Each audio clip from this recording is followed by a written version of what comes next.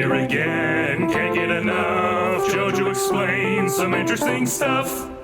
Himbo, according to Merriam-Webster, defined as an attractive but vacuous man. The word is a portmanteau of bimbo and him, and according to the Merriam-Webster dictionary, was first used in 1988 in a Washington Post article. It saw limited use, such as GQ magazine in 2012, with the article "Bimbos with Balls: The Rise of the Himbo." However, the word has seen a resurgence in recent years, and a bit of a rebrand. It took on a much more concrete meaning. Instead of just dumb buff guy, it came to mean something more positive, more charitable. But why? On February 21st, 2019, Tumblr user The Rambling Analyst posted this, quote, "Listen, asshole with a heart of gold is a good trope, but you know what we need more than that? Dumbass with a heart of gold. Just a complete moron who cares a whole fucking lot. An idiot who would die for a stranger. A goddamn dimwit so fucking in love with someone that they'd do anything for him." The post currently has 126,000 notes and has no doubt been seen by more hundreds of thousands still. It was the first viral example of what came to be known as Himbos. Later, that very same year, the term himbo was codified, and Tumblr user Scott Lawsons, who's also a Homestuck, hello, posted an outline of what himbos should be, making the unwritten rules of this dumbass with a heart of gold written. Quote, "A himbo must be kind, beefy, and stupid. Only kind of beefy? That's just a hunk. Only beefy and stupid? That's just a jock. Only kind and stupid? That's just a decent man." A gray-eyed girl responded with this handy chart. These posts received another cool 120,000 notes.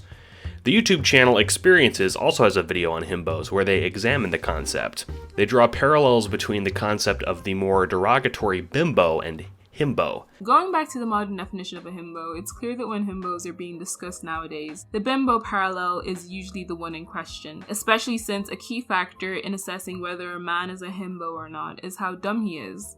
A fully capable, self-aware man can't be a himbo, and so by these standards, the male-targeted himbo is actually just a jock in disguise. So the question is, what makes the female-targeted himbo lovable? The general consensus is that people like dumb hot men for the same reason that people might like dumb hot women. Their attractiveness makes their lack of knowledge amusing and even endearing. They balance out not knowing things by being genuinely pure people because they're too stupid to do otherwise. This to me doesn't quite ring true. Even in earlier depictions, himbo was used mainly as a positive thing, whereas bimbo is derogatory. We'll talk more about that later. But the paradigm for these two words are different.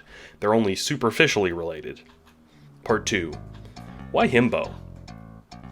Before we get into this, let's talk about Fabio. We all know about Fabio, right? The guy on the cover of a bunch of 80s romance novels. Fabio, to me, is one of the first examples of himbos, and one of the first people to recognize and embody the general vibe of the himbo. He's the object of romance, marketed to women in romance novels, so he represents something desirable. It's a rare portrait of masculinity. Instead of an object of aspiration like many superheroes and protagonists of fiction are in media, he is the object of desire. Here we can see some differences between this figure of desire and the figure of aspiration. A hero in the 80s like Batman represents a strong moral code, a willingness to subject themselves to and commit violence, and are strong for the sake of their moral code. They're beefy and strong, cutting a rugged figure with exceptionally powerful muscles. They're instruments in many ways, characterized by their power. Contrast this to Fabio. Fabio is certainly strong, but his figure is teasingly revealed through clothing, alluring, strong eyes, and his characters often reflect this. Instead of being instruments, their strength is a symbol of comfort, and instead of fighting for morals, they fight for love. Notice too that Fabio isn't afraid of typically feminine traits. In this cover, he poses with a big ruffly shirt, and in these two, he has luxurious flowing hair. Clark Kent would never. The ruggedness of Fabio's hairless chest is comforting. We want to be held by him, his big, strong hands caressing our back. his strong jaw grazing ours as he... The point is, there's a difference between these men and media. Fabio represents a version of masculinity that is safe, comforting. In 2020, we have a newfound appreciation for this type of man. In an era where questions have been raised about toxic masculinity, the himbo fills this same niche.